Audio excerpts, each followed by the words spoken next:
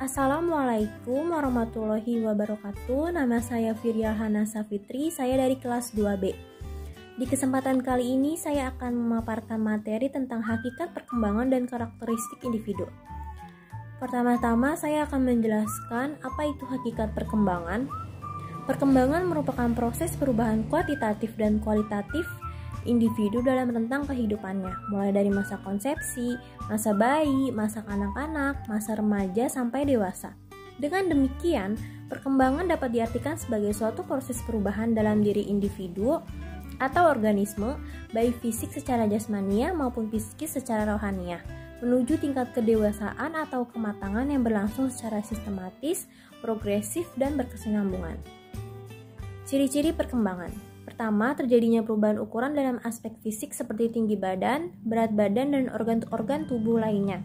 Sedangkan aspek psikis seperti semakin bertambahnya pembendaharaan kata dan matangnya kemampuan berpikir. Kedua, terjadinya perubahan proporsi dalam aspek fisik, yaitu proporsi tubuh anak berubah sesuai dengan fase perkembangannya. Dan pada usia remaja, proporsi tubuh mendekati proporsi tubuh dewasa. Sedangkan pada aspek psikis, yaitu perubahan imajinasi dari yang fantasi ke realitas, dan perubahan perhatian dari yang tertuju kepada dirinya sendiri, perlahan-lahan meluas kepada orang lain, terutama kepada teman sebayanya. Ketiga, lenyapnya tanda-tanda lama dalam aspek fisik seperti lenyapnya kelenjar timus atau kelenjar anak-anak yang terletak pada bagian dada, rambut halus, dan gigi susu.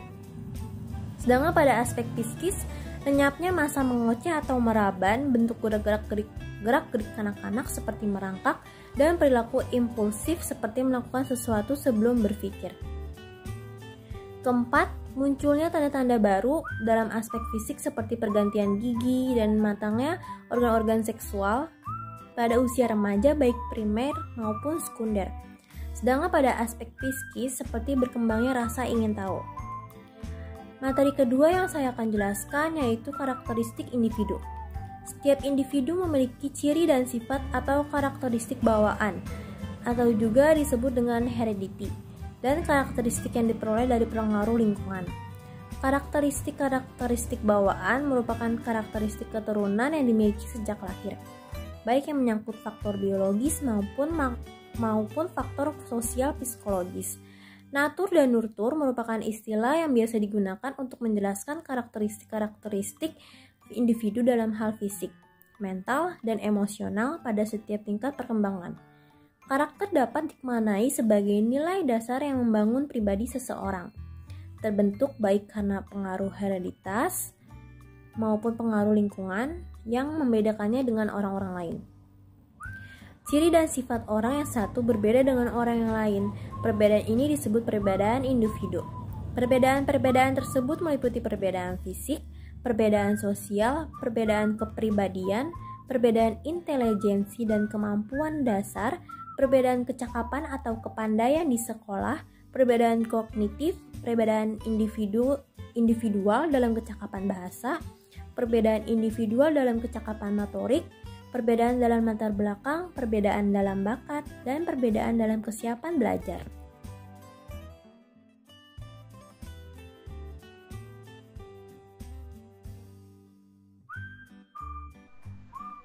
Selanjutnya adalah perbedaan individu.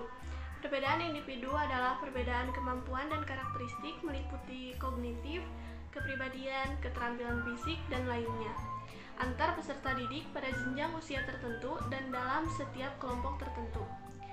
Perbedaan individu adalah suatu perbedaan yang dimiliki oleh setiap individu, baik fisik maupun non-fisik, yang menjadikan seseorang memiliki karakter atau ciri-ciri yang berbeda antara satu dengan yang lainnya. Perbedaan ini merupakan prinsip alam. Menurut Gary, pada tahun 1963, dalam buku Perkembangan Peserta Didik, karya Sunarto dan B. Agung Hartono yang dikutip ulang oleh Hosnan, mengkategorikan perbedaan individual ke dalam bidang-bidang berikut, yaitu perbedaan fisik, tingkat dan berat badan, jenis kelamin, pendengaran, penglihatan, dan kemampuan bertindak. Kedua, ada perbedaan sosial termasuk status ekonomi, agama, hubungan keluarga, dan suku. Ketiga, ada perbedaan kepribadian termasuk watak, motif, minat, dan sikap.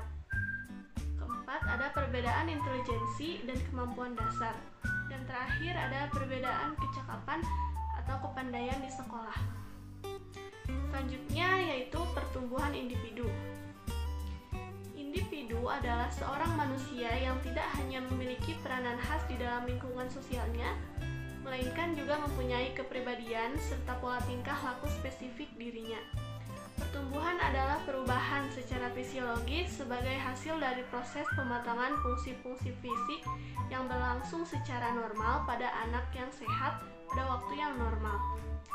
Pertumbuhan meliputi perubahan yang bersifat eksternal maupun internal.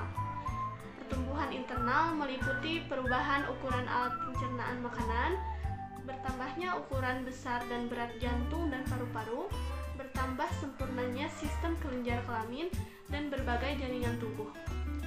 Adapun perubahan eksternal meliputi bertambahnya tinggi badan, bertambahnya lingkar tubuh, perbandingan ukuran panjang dan lebar tubuh, dan munculnya atau tumbuhnya tanda-tanda kelamin sekunder.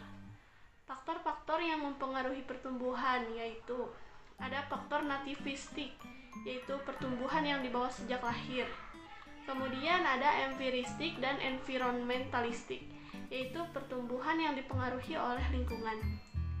Ketiga, ada konvergensi dan interaksionisme, yaitu pertumbuhan yang dibawa sejak lahir dan dipengaruhi oleh lingkungan. Dan perubahan-perubahan dalam pertumbuhan dan perkembangan, perubahan dalam ukuran berat. Ketika bayi berlahir sekitar 3 kilo, setelah 6 bulan mencapai berat sekitar 9 kilo. Kemudian ada perubahan dalam perbandingan dari segi fisik, misalnya terjadi pada besarnya kepala dan anggota badan. Kemudian perubahan untuk mengganti hal-hal lama, seperti bahasa bayi yang kurang jelas, lama-kelamaan semakin hilang dan diganti dengan perkataan yang lebih jelas. Kemudian ada perubahan untuk memperoleh hal-hal baru, yaitu seperti ketika bayi lahir belum punya gigi, namun pada perkembangan terjadi perubahan yaitu bertumbuhnya gigi. Kemudian di sini ada aspek-aspek pertumbuhan dan perkembangan, seperti pertumbuhan fisik, intelek, emosi, sosial, bahasa, bakat, sikap, nilai, dan moral.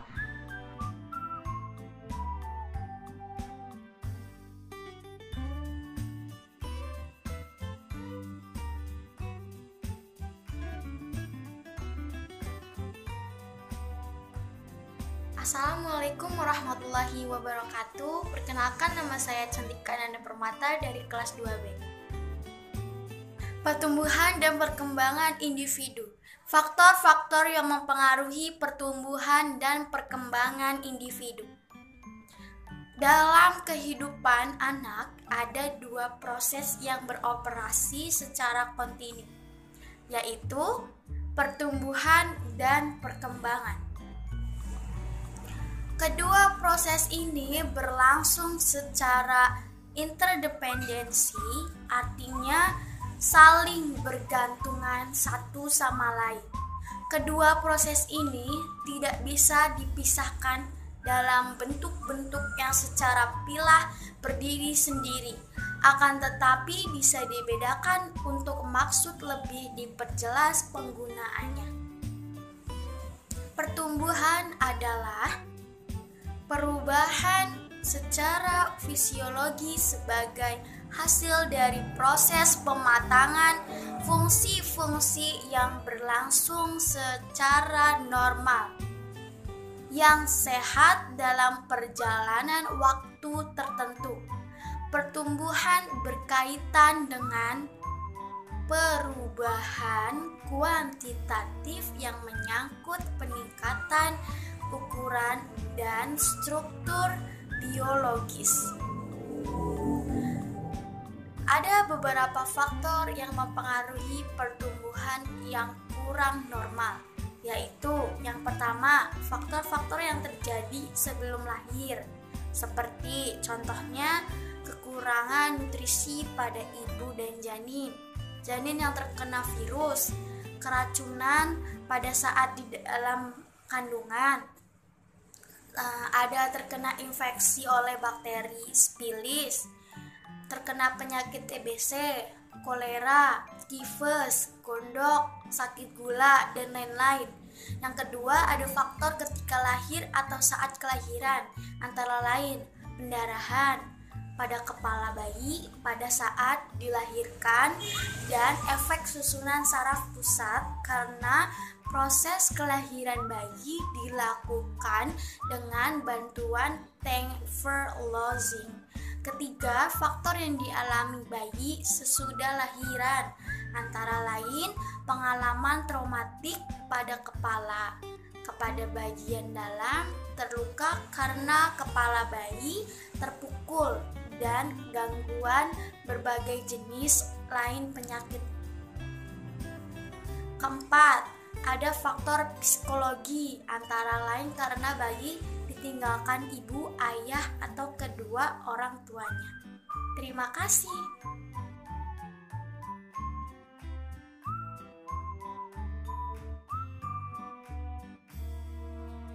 Assalamualaikum warahmatullahi wabarakatuh. Perkenalkan, nama saya Christine dari kelas 2B.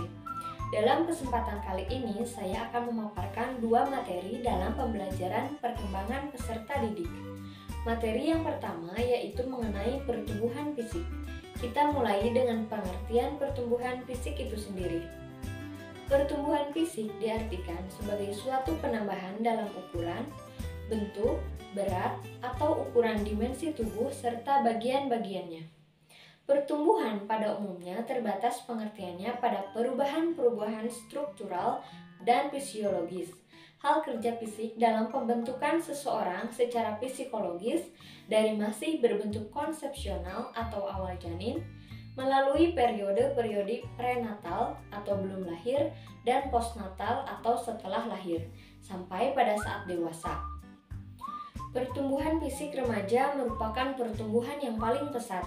Remaja tidak hanya tumbuh dari segi ukuran, yaitu semakin tinggi atau semakin besar, tetapi juga mengalami kemajuan secara fungsional, terutama organ seksual atau pubertas.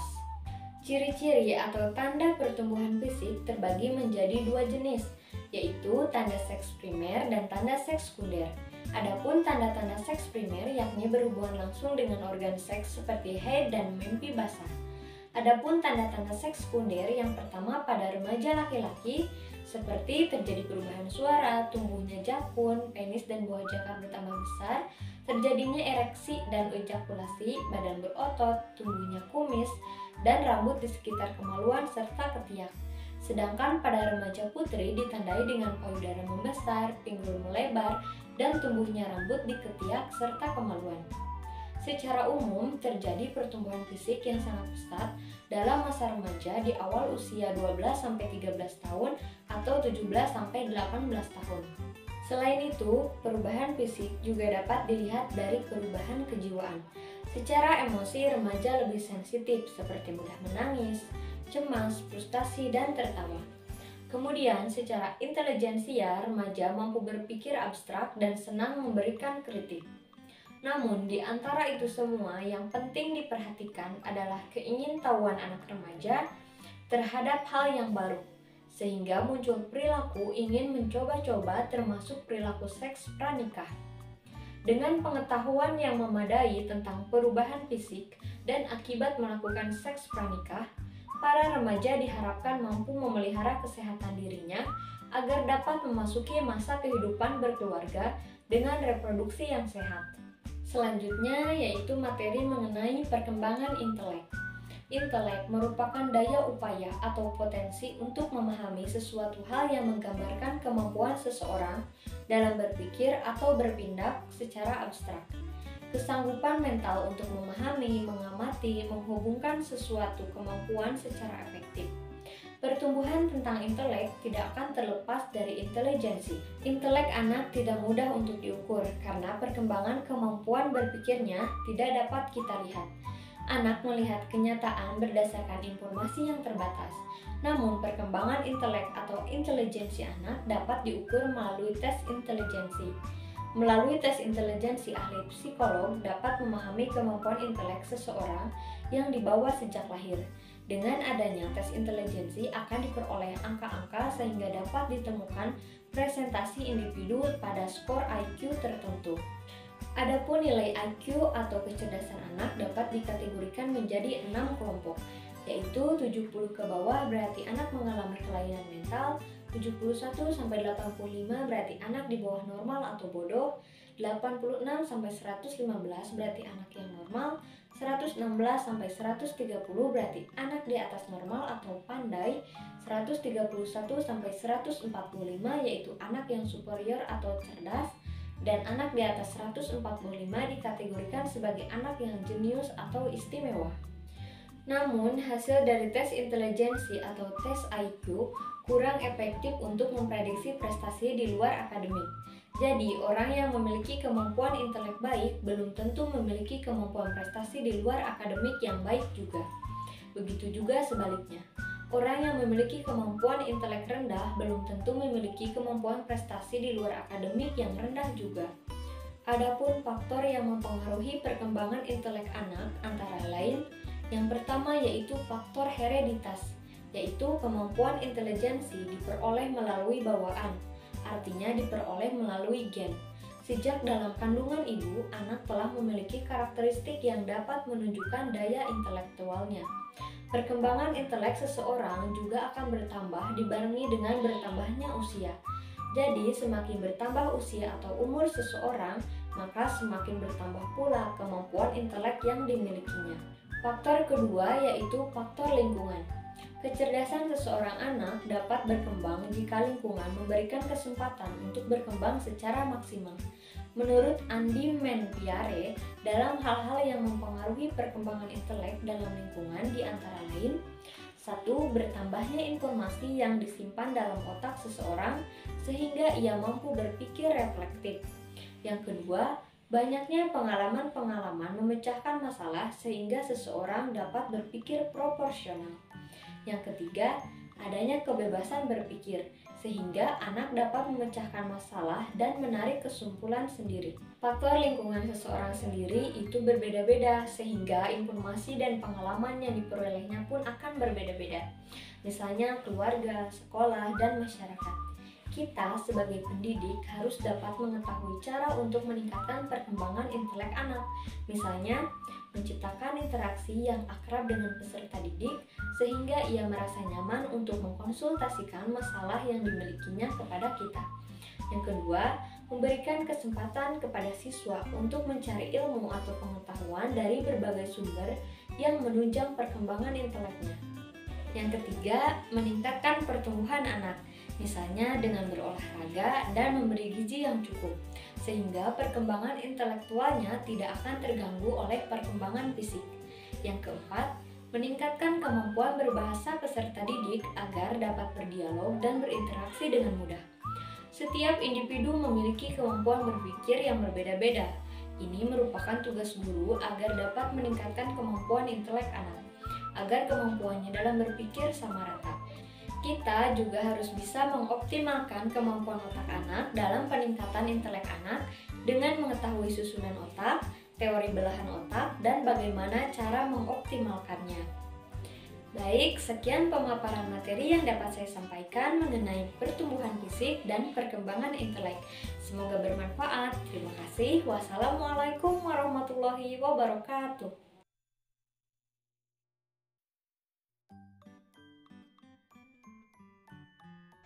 Assalamualaikum warahmatullahi wabarakatuh. Perkenalkan, nama saya Bunga Fakih dari kelas 2B. Di sini saya akan menjelaskan materi tentang perkembangan sosial dan bakat khusus.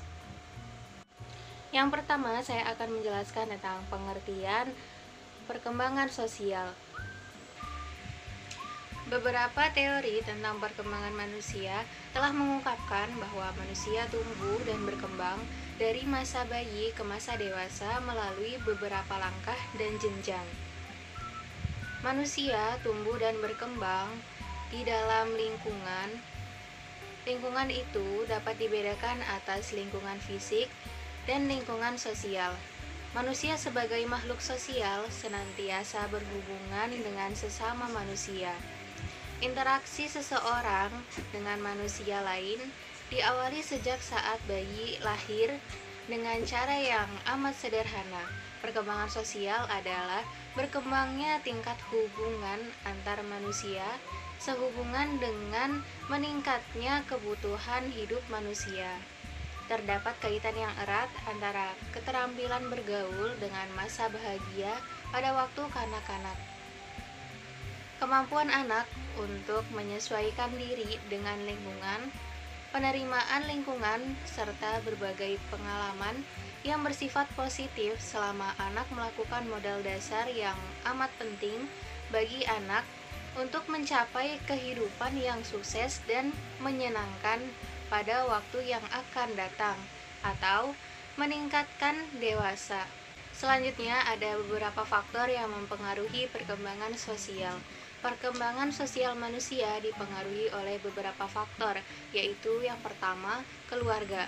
Keluarga merupakan lingkungan pertama yang memberikan pengaruh terhadap berbagai aspek perkembangan anak, termasuk perkembangan sosialnya. Kondisi dan tata cara kehidupan keluarga merupakan lingkungan yang kondusif bagi sosialisasi anak. Proses pendidikan yang bertujuan mengembangkan kepribadian anak lebih banyak ditentukan oleh keluarga.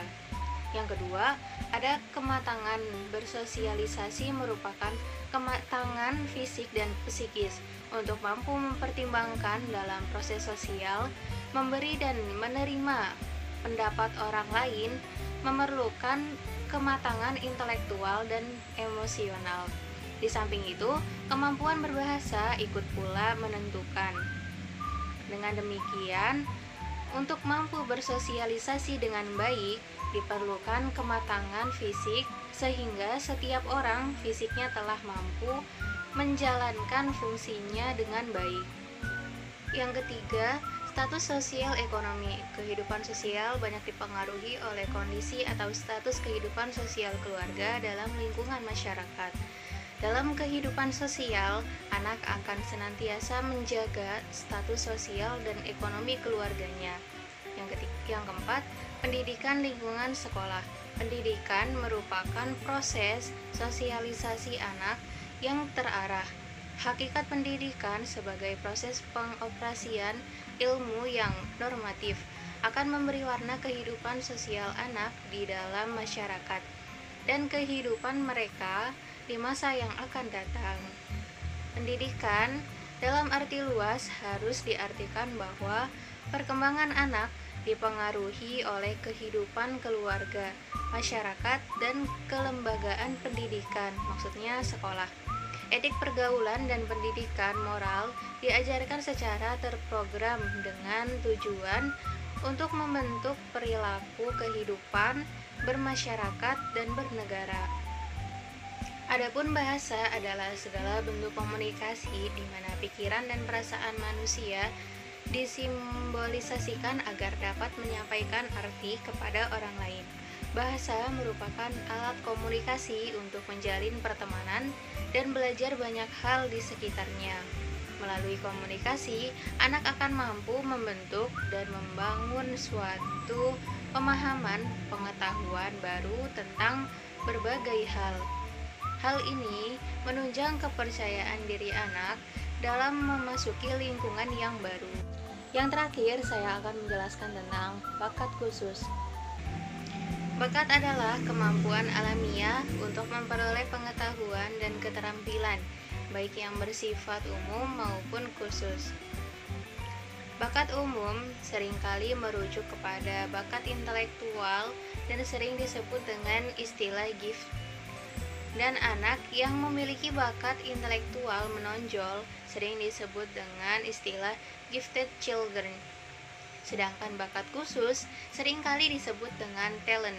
Bakat khusus atau talent adalah bawaan berupa potensi khusus, dan jika memperoleh kesempatan berkembang dengan baik, akan muncul sebagai kemampuan khusus dalam bidang tertentu sesuai dengan potensinya. Dan anak yang memiliki bakat khusus menonjol disebut dengan istilah talent children. Koni Semiawan dan Utami Munandar mengklasifikasikan jenis-jenis bakat khusus, baik yang masih berupa potensi maupun yang sudah terwujud menjadi 5 bidang, yaitu yang pertama, bakat khusus akademik. Misalnya, bakat untuk bekerja dalam angka-angka, logika bahasa, dan sejenisnya. Yang kedua, bakat kreatif produktif, artinya bakat dalam menciptakan sesuatu yang baru. Yang ketiga, bakat seni, misalnya mampu menciptakan lagu Hanai dalam waktu 30 menit, mampu melukis dengan sangat indah dalam waktu singkat, dan sejenisnya. Yang keempat, bakat kinestetik atau psikomotorik, misalnya sepak bola, bulu tangkis, tenis, dan keterampilan teknik. Yang terakhir, bakat sosial, misalnya sangat mahir melakukan negosiasi, sangat mahir menawarkan suatu produk, sangat mahir mencari koneksi, sangat mahir berkomunikasi dalam organisasi, dan sangat mahir dalam kepemimpinan. Ada sejumlah faktor yang mempengaruhi perkembangan bakat khusus yang secara garis besar dikelompokkan menjadi faktor internal dan faktor eksternal. Faktor internal adalah faktor yang berasal dari dalam individu. Faktor internal tersebut adalah yang pertama ada minat, yang kedua motif berprestasi, yang ketiga keberanian mengambil resiko, yang keempat keuletan dalam menghadapi tantangan, dan yang terakhir kegigihan daya juang. Faktor eksternalnya ada yang pertama kesempatan maksimal untuk mengembangkan diri, yang kedua sarana dan prasarana, yang ketiga dukungan dari orang tua, dan yang terakhir lingkungan tempat tinggal. Mungkin cukup sekian materi yang bisa saya sampaikan. Banyak kurangnya saya meminta maaf yang sebesar-besarnya.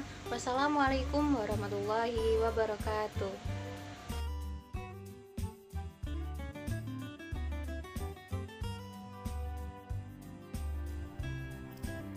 Selanjutnya adalah perkembangan afektif.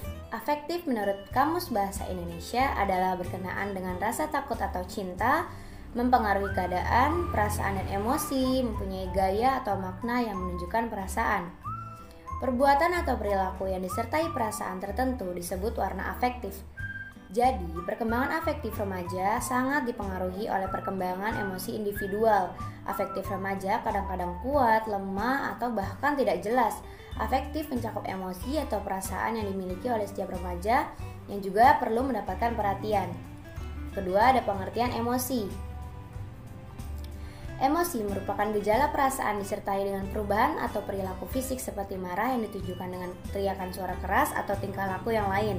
Pada saat terjadi emosi, seringkali terjadi perubahan-perubahan pada fisik antara lain berupa peredaran darah menjadi bertambah cepat apabila sedang marah, denyut jantung bertambah cepat apabila merasa terkejut, bernapas panjang dan kaku apabila merasa kecewa, dan lain sebagainya. Karakteristik perkembangan emosi. Pola emosi masa remaja adalah sama dengan pola emosi masa kanak-kanak, perbedaannya pada macam dan derajat rangsangan yang membangkitkan emosinya, dan khususnya pola pengendalian yang dilakukan individu terhadap ungkapan emosi mereka. Beberapa karakteristik perkembangan emosi, ada cinta atau kasih sayang, gembira, kemarahan dan permusuhan, serta ketakutan dan kecemasan. Pembahasan yang terakhir ialah penyesuaian diri pada remaja. Pengertian penyesuaian diri sendiri yakni dasarnya manusia adalah makhluk sosial yang selalu menjadi bagian dari lingkungan tertentu. Di samping itu, individu juga memiliki kebutuhan, harapan, dan tuntutan di dalam dirinya yang harus diselaraskan dengan tuntutan dari lingkungan. Jadi, penyesuaian diri dapat dikatakan sebagai cara tertentu yang dilakukan oleh individu untuk bereaksi terhadap tuntutan dalam diri maupun situasi eksternal yang dihadapinya. Penyesuaian diri dalam bahasa aslinya dikenal dengan istilah adjustment. Membahas tentang pengertian penyesuaian diri menurut Snyder dapat ditinjau dari 3 sudut pandang, yaitu pertama, penyesuaian diri sebagai adaptasi. Pada mulanya, penyesuaian diri diartikan sama dengan adaptasi. Pada adaptasi ini, pada umumnya lebih mengarah pada penyesuaian diri dalam arti fisik, fisiologis, atau biologis. Penyesuaian diri cenderung diartikan sebagai usaha mempertahankan diri secara fisik. Yang kedua, ada penyesuaian diri sebagai bentuk konformitas. Dengan memaknai penyesuaian diri sebagai usaha konformitas, menyiratkan bahwa di sana individu seakan-akan mendapat tekanan kuat untuk harus selalu mampu menghindarkan diri dari penyimpangan perilaku, baik secara moral, sosial, maupun emosional.